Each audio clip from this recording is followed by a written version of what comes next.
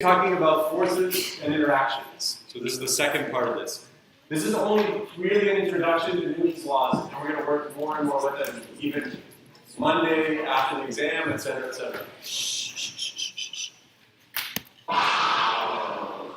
Okay, what does that mean? Our first exam is coming up, so let's talk about it really briefly. So we have I'll call it a midterm exam, but it's not really a midterm. It's our first of two. It will be next Wednesday. It will be in this room. When you come in, you'll basically be asked not to sit with anybody. There's enough seats in here that you will not be adjacent to another person.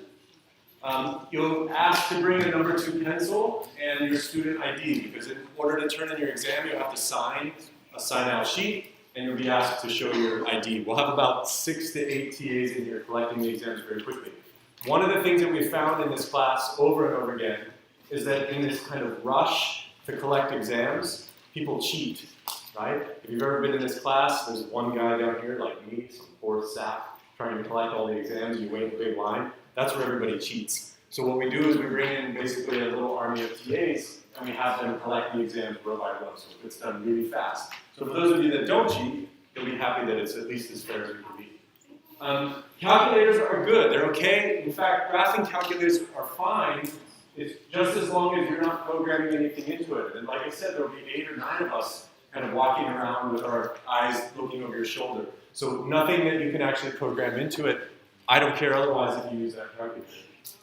Here's the main thing. So all of the equations that you need will be supplied to you. You come here with basically nothing except a number 2 pencil and this thing. Are you guys familiar with this? You must be by now.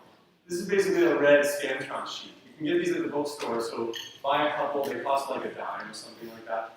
We actually have some, so I can bring some too, so don't worry too much about it. But if you buy them, it'll save you that little bit of worry. All equations that you need will be supplied in the exam. There will be no cheat sheet. There's nothing that you can bring with you.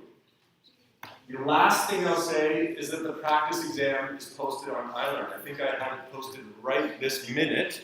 So if you go to iLearn, you'll see that the practice exam is posted. There are no solutions, I don't have them. And there is, however, an equation sheet that will look almost identical or identical to what you'll have for your real exam. Okay, and I make some comments, but you'll see the posting, there'll be some details about it. Question? Yeah, okay, answer one. Pretty good. Okay, so this is about all we need to know. We have a week from now, we have a lot of study materials, you have a lot of resources, you have TAs, you have the SI, you have myself, you have each other. We're going to work really hard over the next week. Today we'll cover the last bit, so these will be some of the last pieces of content for that exam. But before I do that, this is not going to be a clicker question. This is one that we had last time, but I want to go through it very carefully because I had a lot of questions on it. So here's what we did. 2 of 3 forces exerted on an object are shown. Here's F1 and F2. The net force points directly to the left. Okay? That's what you were given. That's all you were given, is that the net force was pointed to the left. And what is the missing third force? So let me show you how I would approach this problem and how I want you to be able to think about this, because as things get more complicated, we'll need to. So here's what we have. This was F1. I think F2 was drawn like this. Okay. Here's our starting point. We know that in the end, after we add F3 to this, it has to be pointed to the left. Okay? So what I'm going to do is I'm going to use this different color to be my total force. Okay? And I know that it has to point to the left at least that much. And I'm going to call this the total, or we call it the net force. Okay? Now here's how I need you to think. And this is the step that you're going to get better and better at taking. When I talk about Newton's law, how do we find the net force on an object? We add up all of those vector forces to get the net force. Okay? So I'm going to write an equation. We're going to use some vector algebra. I'm going to say F net is equal to F1 plus F2 plus, I'll call it F question mark. Right? This was the unknown one. You can call it F3, it doesn't matter. We know that F net has to be to the left. That's what the problem gave us. How do we add F1 and F2? What do? To add two vectors? You move them from the tail to the head and you connect them. So what that might look like in this case is I'm going to erase F2 here and translate it to here. Everybody's familiar with that rule, right? We've done a lot of this. Now, how do I add a third vector such that when I add them all together, they come right to that point? What does that vector look like? It's this. It's down to the left. This is that question mark. Okay? Is that clear? So what I'm doing here is I'm stepping between worlds. I know how to add vectors. A lot of you had this kind of trouble that it shouldn't be pointed down to the left. You thought that it would be pointed to the right.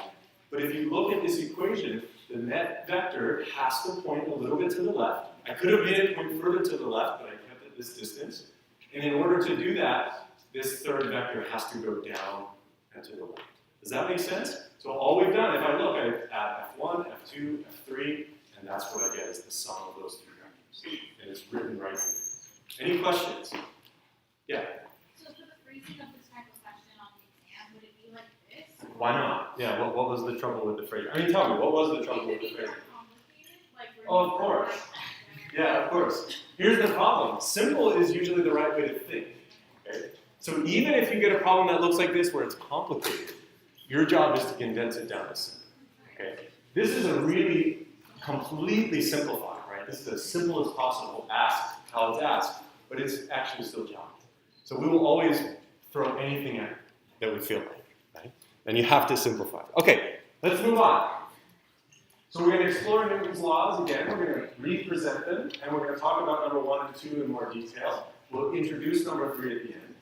And we're going to develop some problem-solving techniques. And a very, very important one that you have already worked on and will continue to work on in the discussion section. But before we do that, let's do our first kind of discussion question, just to make sure we're keeping up. Which of the following statements is true? And be careful, because there are kind of some details in here that you have to keep straight. An object pulled with a constant force moves with a constant velocity. Acceleration is inversely proportional to an object's mass. Acceleration is inversely proportional to force, 2 or none of these. Okay, take a few minutes, take about a minute. I'm going to deliver this one right now. You should have it in front of you right now. So go ahead, take about a minute. You can work with people beside you, but I would try to start thinking on your own. You'll find that the exam is much easier with your own mind. You can't use other people's.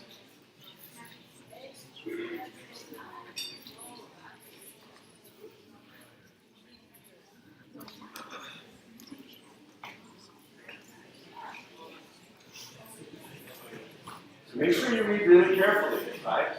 So here's what I would do. Here's a practice for the next 30 seconds. On a piece of paper, write down a mathematical expression. Translate these into math and make sure that the words are exactly what you know from the math. So about 15 seconds.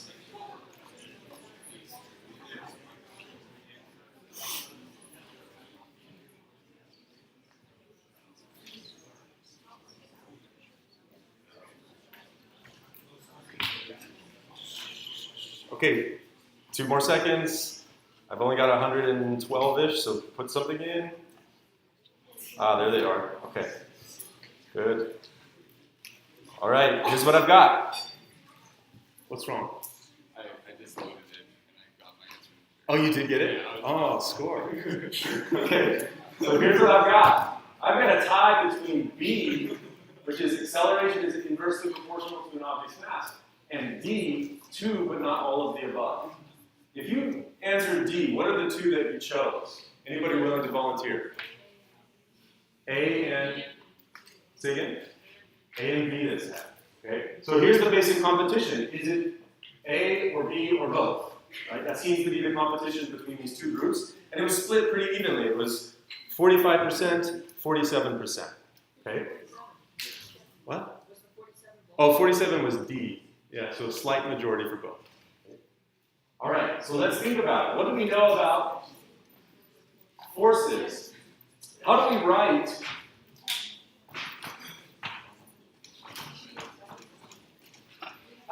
the sum of forces in terms of acceleration? What did we say last time? It's mass times acceleration vector, right? So these are a vector equation. Okay. If I broke this down, say into one dimension, I could write equivalently that, say, the x component, f of x, is equal to the x component of the acceleration. That's a scalar quantity, but that's just the x direction. So if I look at, say, b, acceleration is inversely proportional to an object's mass, that one looks good, right? Because if I rearrange this, acceleration is just equal to fx over the mass. And we'll see that again in Newton's law. So that one at least is good. That was the one where I think everybody agreed. The other one people thought was an object pulled with a constant force moves with a constant velocity. Look at this equation.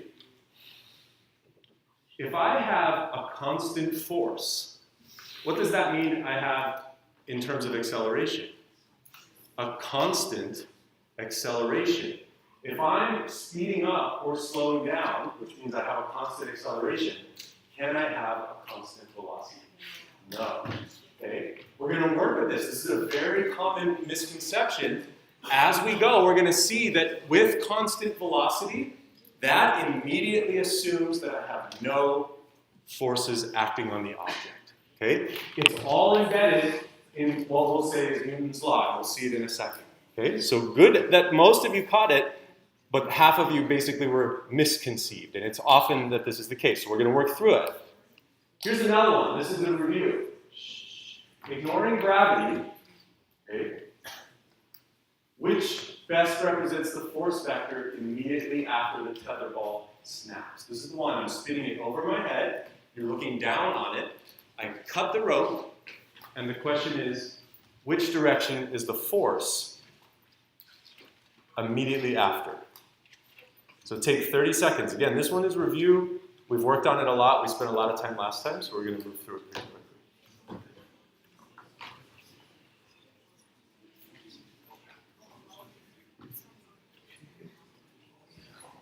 So again, read the question. Immediately after the tether snaps, the ball shoots off, and I'm asking about forces.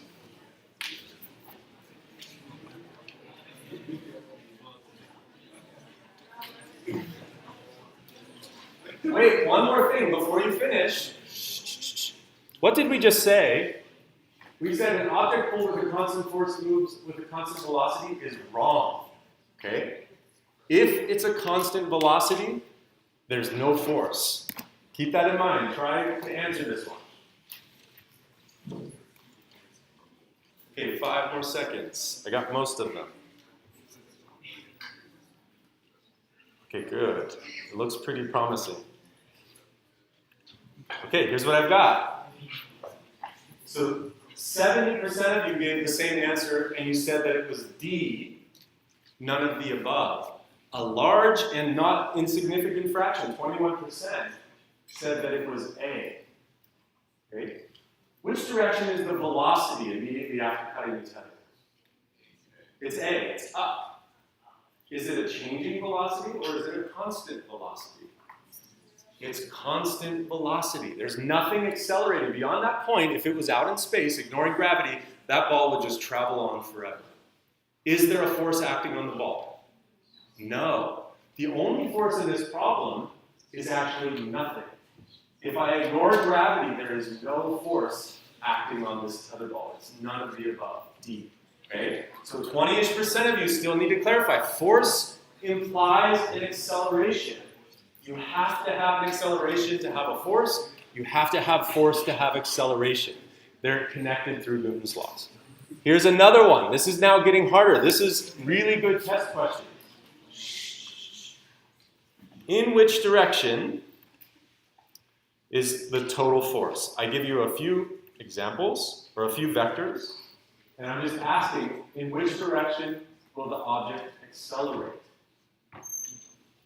So if I can look at the sum of all forces, I should be able to answer this question. So look at the vectors, draw it on a piece of paper. It will help you to draw the sum of all forces and ask which way it will push, which way it will move.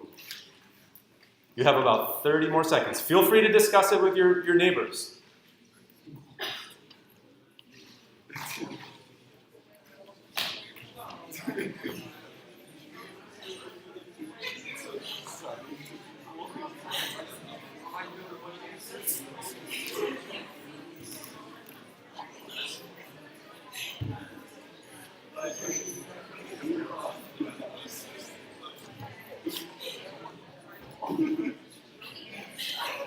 Okay, take about 10 more seconds.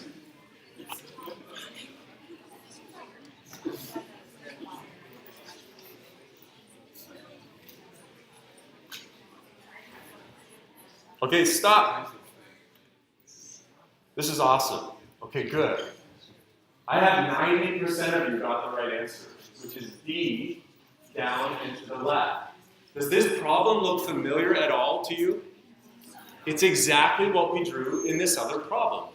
I have a sum of vectors, F1, F2, F3, and when I add them together, they give me a diagonal downward. If I know the vector force, I immediately know the direction of the acceleration. It's just mass times acceleration. So 90% I'm going to assume is perfect. That's a perfect score.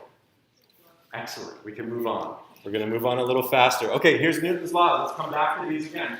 I'm going to show this slide every time so we really understand. We're going to make a subtle addition this time. So the first one is the law of inertia, that a body which has zero net force either remains at rest or moves with a constant velocity. Are you seeing this now? When we talked about the tether ball, that was the case. If I have a constant velocity, I do not have forces active. That velocity can be either zero, which we'll call static equilibrium, or it can have a constant value, which we'll call dynamic equilibrium. The second law is really important, and this is the key that I want you to see right now. In an inertial reference frame, for each body, those three words, for each body, or for each object, I can write down Newton's second law.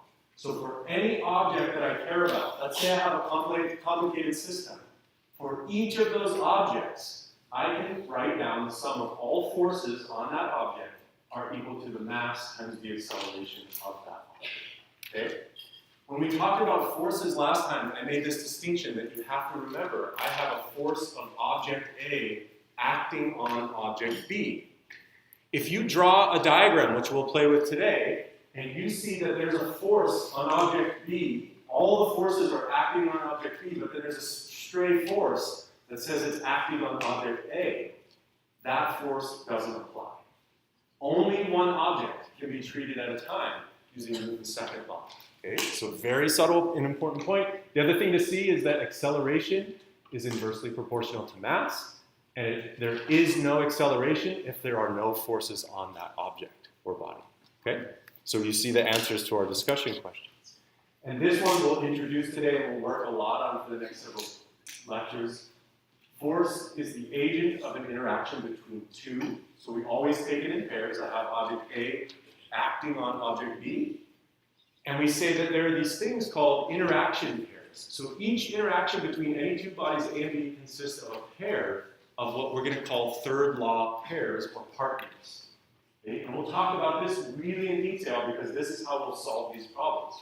What it means, and I gave you the example of me pushing on the desk, is that if I have a force of me on the desk, there's an equal and opposite force of the desk pushing on me. Now, if I were to push, for instance, something that moves, let's take this chair, which is weirdly left, right, where we had it last time, maybe 2 times ago. Nothing changes. It's creepy. Let's say I'm pushing on this. I have a force on the chair is applying a force to me. If we both start to accelerate, do you see that that force is still there, right? I'm still applying a force to the chair is still applying a force to me. What would we say, what would we say about the acceleration of those two objects? Are they the same? Is mine bigger or is mine smaller than the chair? They're the same, okay? So I don't know why that died, but I'm going to lose my voice after today. Here's the deal. When we solve these problems, Acceleration is called a constraint. If I know the objects are moving together, they both have the same acceleration. And this will become really important, and it's embedded in how we solve some of these problems. So we're going to work through all these pieces carefully, but here's what we got. F equals ma, the acceleration is the sum of all forces. If it's a constant velocity, I have no force. And then there are these third law pairs. Okay? This is our definition. Yeah? Could you explain why the acceleration was the same? I mean, here's why. This is simple. Or, I'm sorry, force. We'll talk about that. Yeah, we'll get to that. That's what the later half of the lecture. Yeah, this is a good question. She basically asked, how do we know that those two forces are the same? And we have to be careful what we say. There are still a force law pair, and we have to ask whether they're the same. Okay? So there will always, those two forces will always exist. I will have a force on the chair will have a force on me, but we have to ask the acceleration and how it affects it. We'll come back to it. This is what we'll do as we go. Let's try a very simple problem. Again, a really good exam problem because it layers all the different things that we've talked about. The graph shows the velocity of a car traveling in a straight line on a horizontal road as a function of time. So look at the top right. You'll see that graph. Let me deliver this one. You should have it in front of you right now. Basically, this is the velocity in the x direction. It starts at some finite speed. It suddenly increases with some slope, and then it's fixed at a new speed, right? This is as though you suddenly in your car, you speed up, you find a new speed, and you stay constant. Which of the graphs below best shows the net force acting on this car as a function of time? Okay, go ahead and talk to your neighbors, your partners, take another minute or so. Here's what I would do. Draw it. If you draw this out, you cannot get it wrong. Okay? Well, you still could get it wrong, but you're much less likely to get it wrong. Draw this graph, and remember, how do I find information from a velocity time graph?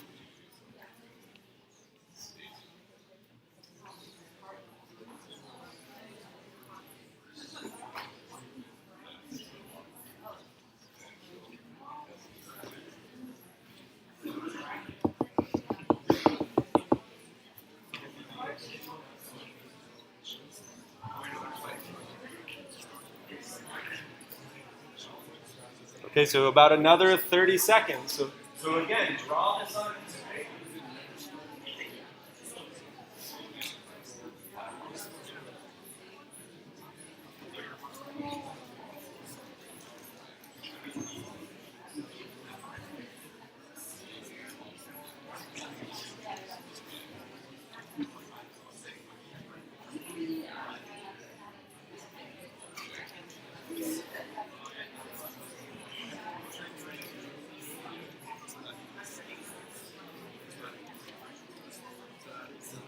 Okay, about 2 more seconds.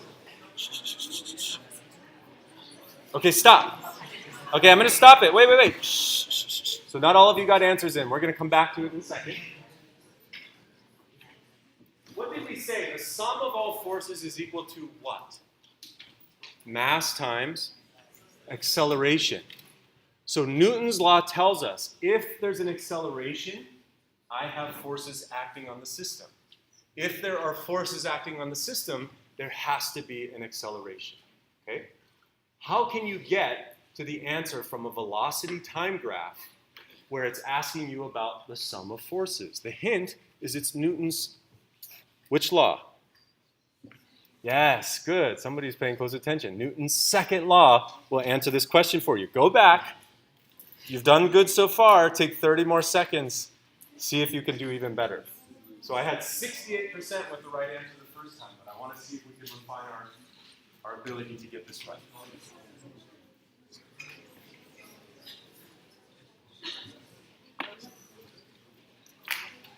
Hi.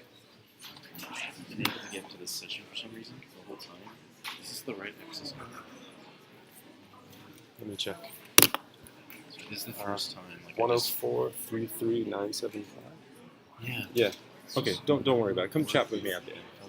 I won't pay. Okay, take 5 more seconds. Shh. Keep going. I see a lot missing. 5 more seconds. Go. Okay, stop. Here's what I got. So the first time, I saw 68% said E, that it's this plot, sum of forces as a function of time. It looks like this little step. Okay. The second time, I got 82% said E, that the sum of forces is this little step function. Okay. Let's do it. Go back to kinematics. We started with kinematics, and that's what we have to go back to. If I have a velocity time graph, what does the acceleration look like? What is the acceleration from here to here? 0. I'll draw it here to here. What is the acceleration from here to here? Is it positive, negative, or 0? Positive. But there's this discontinuity. There's a very sudden change in the acceleration. It's a constant value. How do I know it's a constant value? Because it's a constant slope. The slope doesn't change. Then it goes back to what? What's the slope up here? 0. Okay. This is a very contrived situation because there are these discontinuities in the function. But this is exactly what would happen. Let's say, again, going back to kinematics, I took small snapshots. I would miss those acceleration and deceleration moments. I would only see this kind of constant acceleration. Now, if I know the acceleration time graph looks like this, how do I find the force? Multiply it by mass, right? Force is equal to, so let's say I drew the force in the x direction.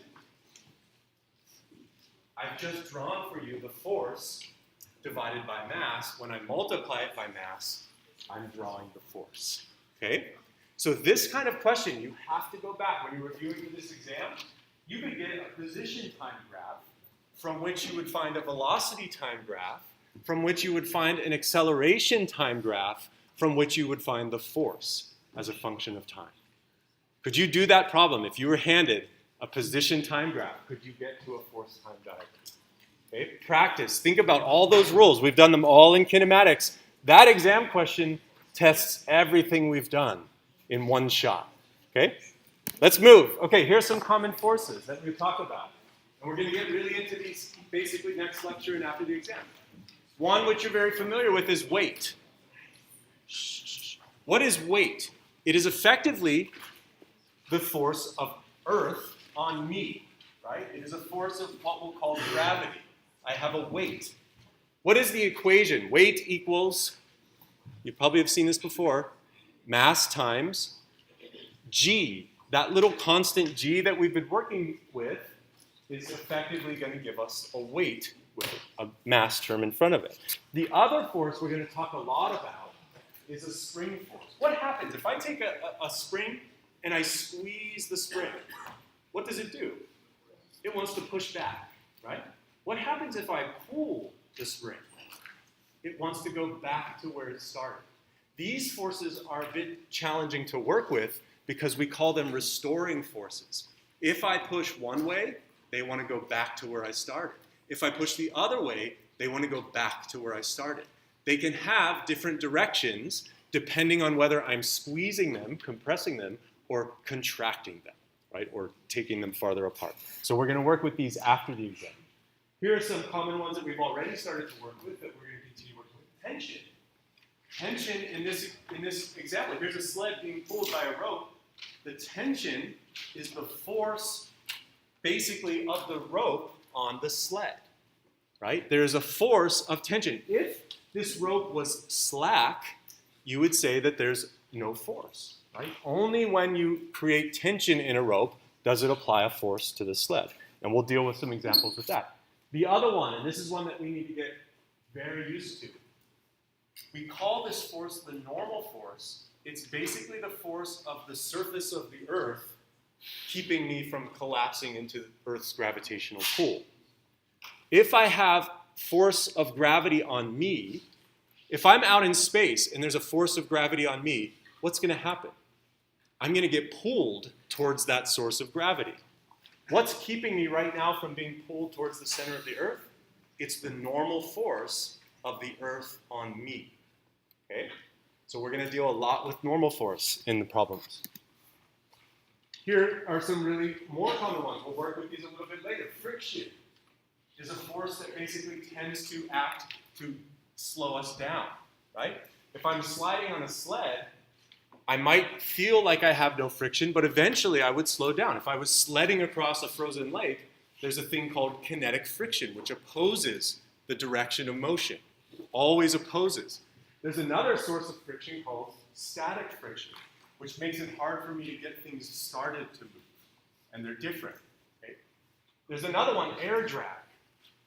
So if we think about what happens, I brought this up about exercise bikes, these fan bikes. There's another really common example. If I drop a feather or a leaf, they fall rather slowly because they have wind resistance. It's a force, again, that opposes the direction of motion, but it has a very special kind of dependence on velocity. Yeah?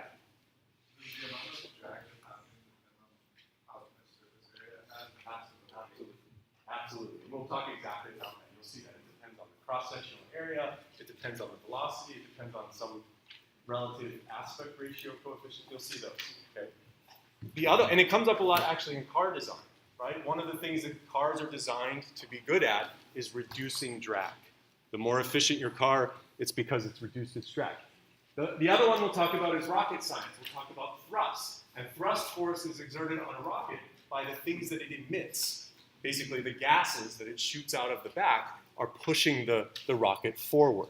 And so we'll work with those. Now, to start working these, yeah?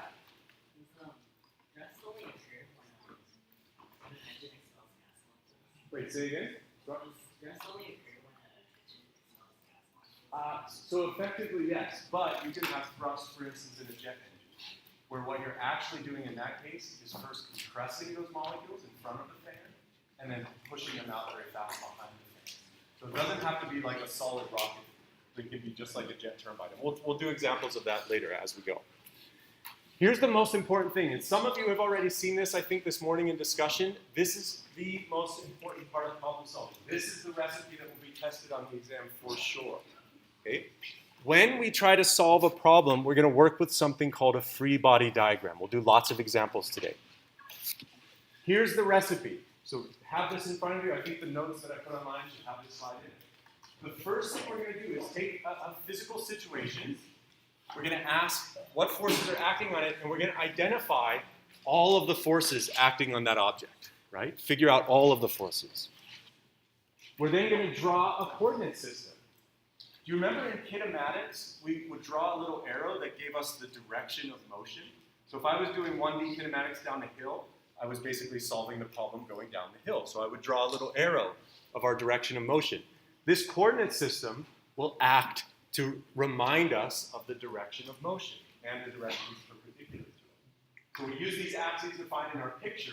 If those axes are tilted for motion along an incline, then the axes of the free body diagram should be tilted the same way. So we have to keep track of angles. All those exercises you've now done with triangles, right? Cosines and sines, they're going to be a zoo of them for in these problems. Here's the other part. We did this already. In kinematics, we said we're going to simplify moving objects to a point. So we're going to draw this object as a dot at the origin of our coordinate axes, and then draw the forces acting on that point. We're going to find out later that this point can actually, it quantifies something called the center of mass. Where is the center of mass roughly in the human body? Somewhere here-ish, okay? Have you ever done this experiment where you take a female and a male and you have them try to lean forward from the wall? Okay?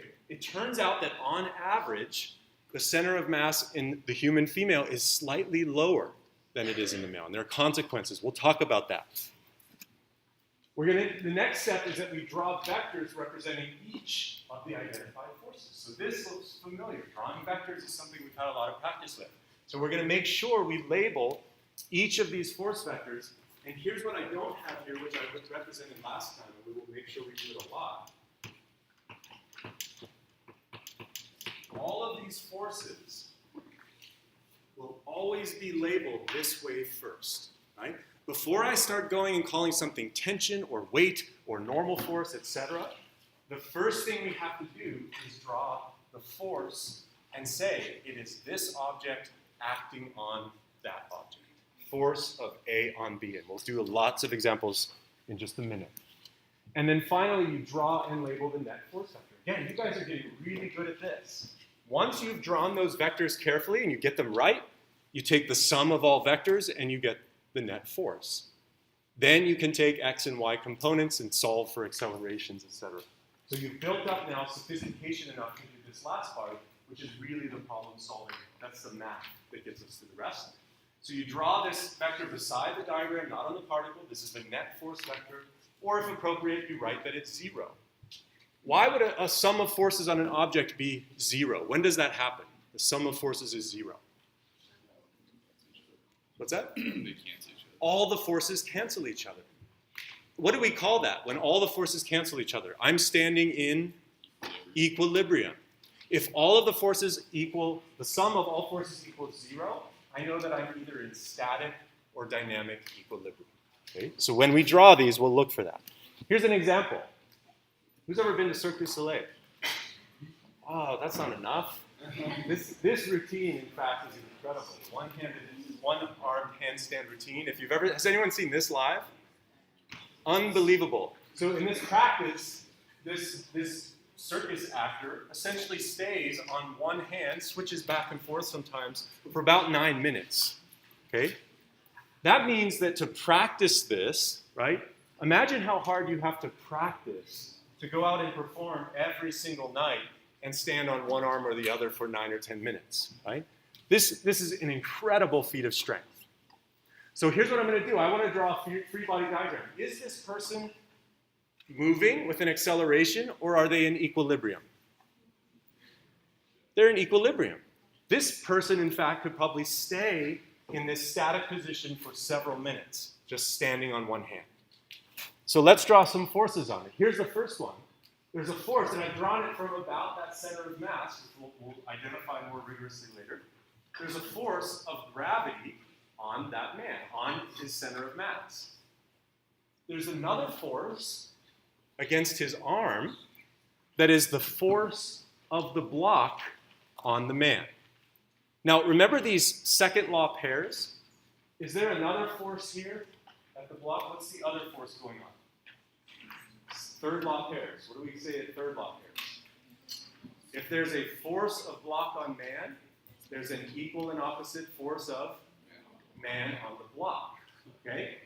Why didn't I draw that force? It's because Newton's second law tells us that I'm only concerned with one object. Right now, I'm only drawing the forces on this person. And if I drew this other force of man on block, that's acting on the block, not on the man. Do you see why we have to identify these? We'll do other examples if you don't see it yet. Then, once I have that, I'm not going to draw a coordinate system, but here's the center of my coordinate system if I drew it. The coordinate system would be busy if I drew it, so I don't. Here's what we'll call the normal force, is basically the force of an object to hold you still. So if I'm standing here on the ground, there's a normal force from the floor onto me. There's an equal and opposite force of me onto the floor. So we call that the normal force, and it's pointed up. And then we have this force of gravity on man we will call weight, and it's pointed down. Okay? So do you see how I've translated the vector? Remember the rule is we can move the vectors. This is almost Samantha's law, that you can move the vectors and pull them apart and do whatever you want with them. This is superposition. That's exactly what I did. I drew it at a point, and I said, okay, here's all the forces. Now, if you look at this, you can kind of see immediately the sum of these two forces is 0, and he's staying perfectly still. He's in equilibrium, static equilibrium. Okay? Here's another one that's quite similar. Here's a little headstand.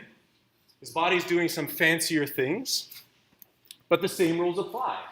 There's force of gravity on man, so again at the center of mass. There's a force of floor on man. Take a minute right now, just right at your desk, draw what the free body diagram should look like. So just see if you can do it. Just take a second. Sketch the free body diagram for this person who's again in equilibrium, static equilibrium. So you draw a point to start, and then you draw those forces. What would we call those forces when we relabel them? Okay, I'm going to show. Let's see it. Let's see if you got this. It's an easy one. Here are the forces. There's a force that is the normal force. This is just like the last one. Floor on man, there's a force of weight. The sum of all forces is again 0, which means he's in equilibrium. What happened if he suddenly fell? If he suddenly collapsed towards the floor, what would we say about the sum of all forces? It would no longer be 0. Which one would be stronger? If he suddenly fell to the floor, he accelerated downward, which of these two forces is overpowering the other? Which is, in this label diagram gravity, we call weight. It means that his normal force became less than his weight, and he collapsed to the floor. Okay? We'll see examples of that in a few lectures. Here's a really good one. This is, again, Cirque du Soleil. If you've never seen it, this is another incredible act. Here, this guy does basically a handstand on a handlebarred unicycle, which if you saw somebody do that, that would be pretty incredible. But not only that, he does it on a tightrope. Okay? And he does this again for minutes at a time. He rides around and does tricks. Okay? He does, in fact, balance with perfect. He stops right in the middle of this rope and he pauses there and holds there. He moves around, does all the things that other guy did on one hand. He's cheating, he's using 2 hands, but he's on a unicycle 40 feet above the ground on a tightrope. Okay? Now, if I wanted to draw the forces in this picture, this is a complicated one. This is what we'll call interacting objects. How many different objects are there in this picture? There's the person, the bike, and the rope. Do you guys see that? There's a bike, a rope, a person. We have to be careful when we draw the free body diagrams. We have to identify what we care about. But when we start the problem, we have to think about everything. So here, force of gravity on man, again at its center of mass. Here's the force of gravity on the unicycle. Does the unicycle have mass? Of course it does. So there's a weight to that unicycle. I'm not going to show it. There's also the force of gravity on the rope, but we'll argue that it's very little. Then there's this thing. There's the force of the unicycle on his hands pointing up. And there's the force of his hands on the unicycle pointing down. That's our third law pair. I can keep going. There's the force of the rope pushing up on the unicycle. What does that imply about the force of the unicycle on the rope? Which direction is it pointing? Opposite. There's a force that I'm, again, not drawing down of the unicycle on the rope. There's another one, the force of rope on tire. There's 2 different ones. We would later call this tension, right? It's holding there. Here's the problem. When we draw the second law, when we apply Newton's second law, it says that we apply only the forces on one object. So even though we've drawn all of these forces in the free body diagram, we do one object at a time. Here's what the man looks like. He has a normal force, which is the force of the unicycle on his hands, and he has his weight. If he's standing there in equilibrium, the sum of all forces is 0. If I drew a separate free body diagram, I might choose the unicycle or the wheel. And I would see that there are several forces. There's tension, which is the force of the rope on the wheel acting in these 2 angles. And then there's weight drawing down. Okay? So do you see how this works? I'm only looking for the forces acting on this object. It turns out in this problem, the weight is a little complicated, but we'll play with that a bit later. So let's do this. Let's try one. Here's an elevator. Here's a story. So there's no picture, just a story. There's an elevator, and that elevator is moving upward. Okay, so an elevator suspended by a cable is moving upward and slowing to a stop. So here you are on the elevator, and you're slowing down. You're coming to the floor where you're going to stop. Which of these free body diagrams is correct? So I have 70% right already, but there's only 3 responses. So keep going. Take about a minute. Draw this situation. Draw a little elevator. Figure out what's going on. Look at the direction of motion, which in this case, what's the direction of motion? Up. The velocity is up. If I'm slowing down, which direction is the acceleration? Down. Okay? That's your clue. So take a minute, draw this, and figure out what's going on to draw the sum of forces.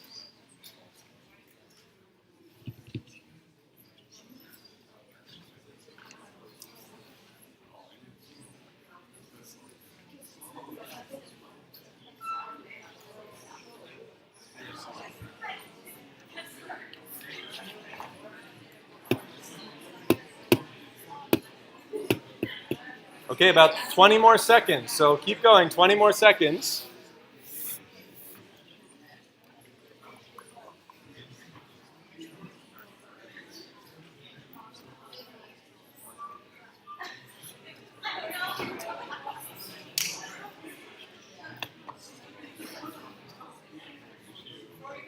Okay, 5 more seconds. Get your answers in. Most of you have it.